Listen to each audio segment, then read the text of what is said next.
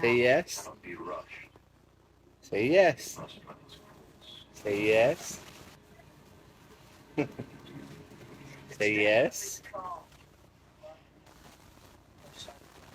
The Parthian Empire's arrival, and during the period we're talking about, a couple of centuries both before and after Christ, and that buffer zone, he explains why Herod was so upset with these magi showing up. And we got the three gifts that I saved you. You're safe. Imagine a place called Devil's Den.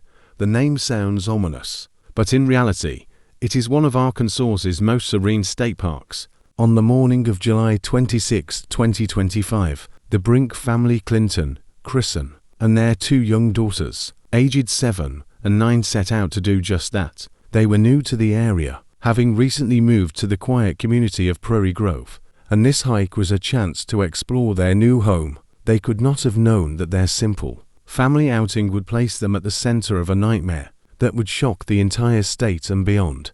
This is not a fictional thriller. This is a stark examination of a case that defies easy explanation, a brutal crime that appears to have been both random and utterly senseless. Welcome to Crime Lab Report, where we dissect the evidence, timeline, and human stories behind the headlines. What you just saw was the trigger for a devastating chain of events. If you want the full story, make sure to subscribe and hit like. It helps us bring you more content like this. Now let's get into the case. The details that emerged from the park that day are as horrifying as they are clear. At some point along the trail, the family was allegedly approached by a stranger without warning or provocation.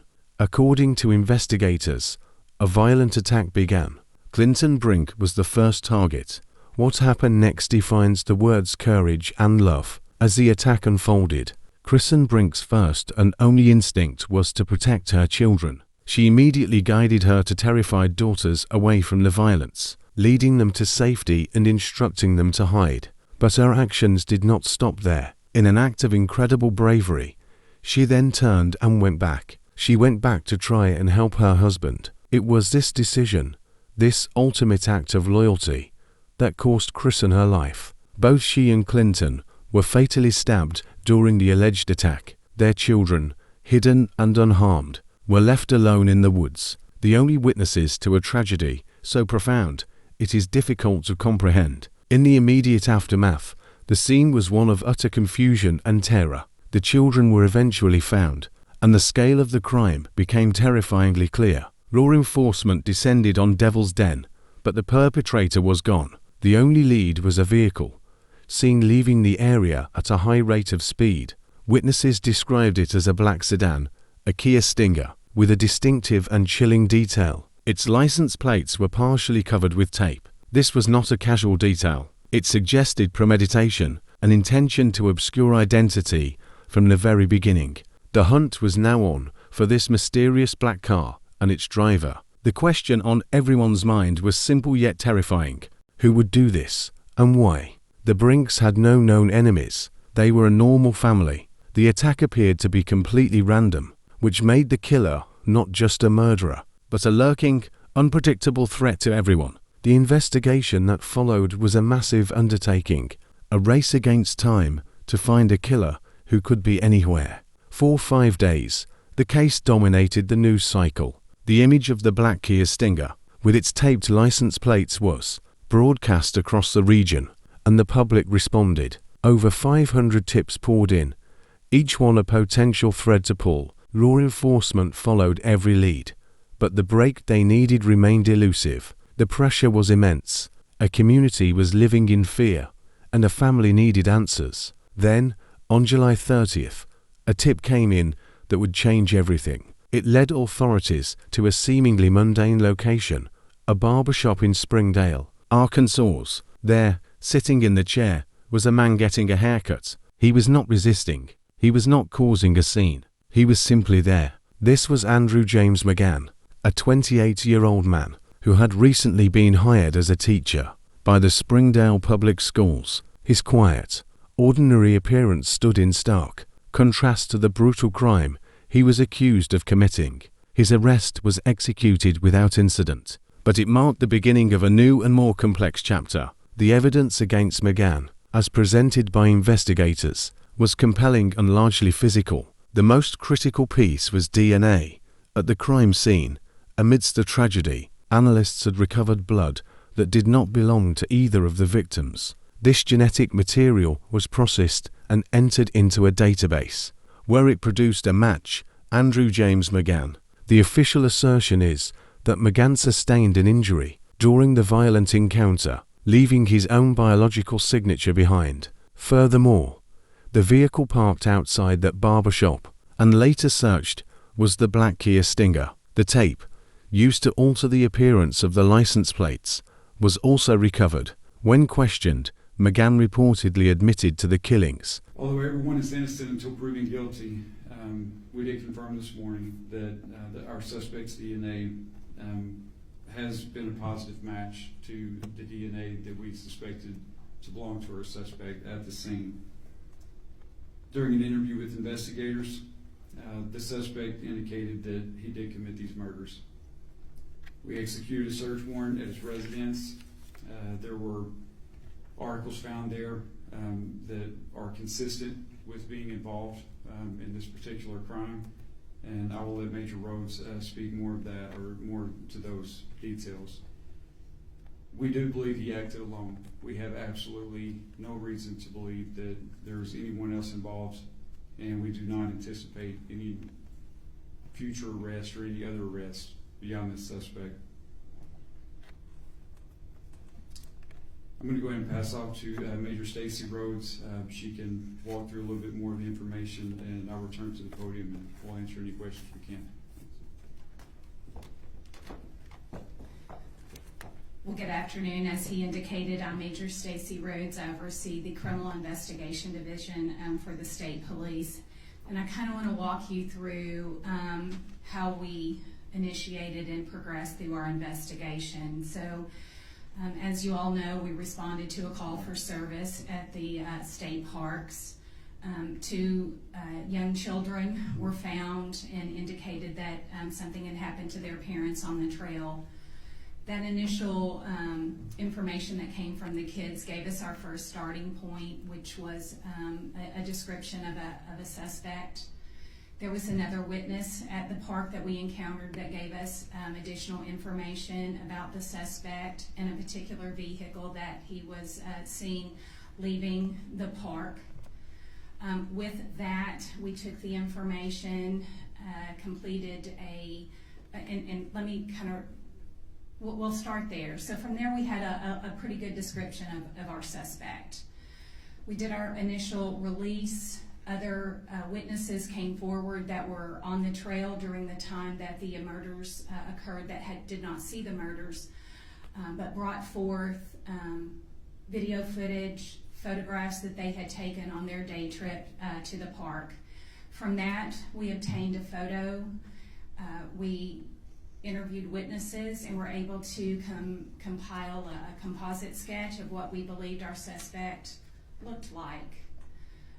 With that, we received dozens and dozens of tips. With the initial vehicle information that we received, it being a black sedan, one of the initial descriptions was that it was sporty. From that, we received well over 5 or 6, maybe close to 10 videos of this particular car from homes and businesses along the routes in and out of the park. So we were able to ascertain a pretty good description of this vehicle. So with that vehicle information, that became critical in identifying our suspect. So with the photos or the tips that came in with the composite and the photo, as the Colonel said, we received over 500 tips. And initially we were using the names and information to come out to compare with, did they have black vehicles? Did they meet a certain criteria of vehicles? But as we began to hone in on the vehicle, it became clear that it was a Kia Stinger. And we used that information to vet various owners, and our suspect was identified And with that, we sought him out and we located him at a local barbershop there in Springdale. We took him into custody. And with that, we, spoke to him, and he made statements indicating that he had committed these heinous acts. And our job didn't stop there. We executed a search warrant on his house and also on the vehicle. We are still waiting a lot of testing at the crime lab. But as the colonel said, DNA that was recovered at the initial crime scene matched his DNA that we pulled last night.